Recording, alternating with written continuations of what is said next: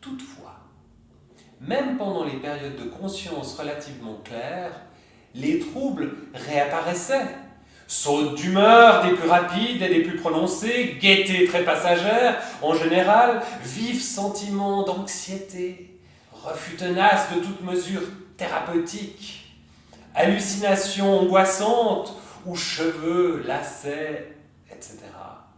lui semblaient être des serpents noirs. En même temps, elle s'adjurait de n'être pas aussi stupide puisqu'il ne s'agissait que de ses propres cheveux, et ainsi de suite.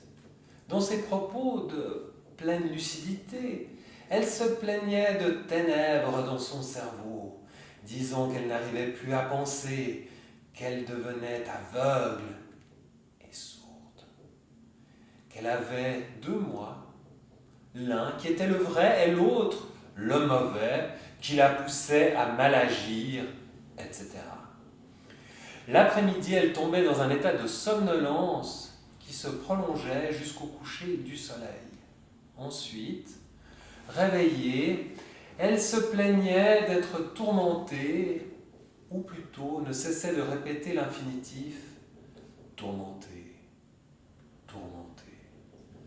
Un grave trouble fonctionnel du langage était apparu en même temps que les contractures. On observa d'abord qu'elle ne trouvait plus ses mots, phénomène qui s'accentua peu à peu. Puis grammaire et syntaxe disparurent de son langage. Elle finit par faire un usage incorrect des conjugaisons de verbes, n'utilisant plus que certains infinitifs formés à l'aide de prétérits de verbes faibles et omettant les articles. Plus tard, les mots eux-mêmes vinrent à lui manquer presque totalement.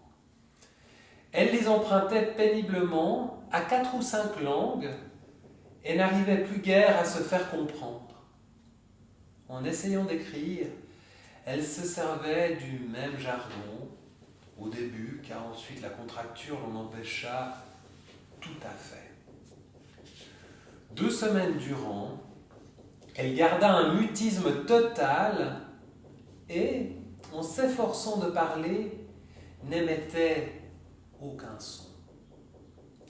C'est alors seulement que le mécanisme psychique de la perturbation put s'expliquer. Je savais qu'une chose qu'elle avait décidé de taire l'avait beaucoup tourmentée.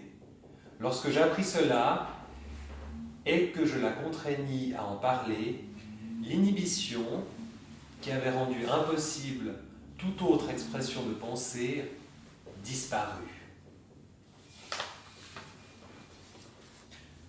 Les absences hallucinatoires étaient remplies de figures terrifiantes, de têtes de mort et de squelettes. Comme elle racontait une partie de ces scènes tout en les vivant, son entourage prenait généralement connaissance du contenu des hallucinations. L'après-midi, somnolence. Vers le soir, hypnose profonde à laquelle elle avait donné le nom technique de clouds, nuages. Si elle pouvait ensuite raconter ses hallucinations de la journée, elle se réveillait lucide, calme, gaie, se mettait au travail et passait la nuit à dessiner et à écrire, se montrait tout à fait raisonnable et se recouchait vers 4 heures.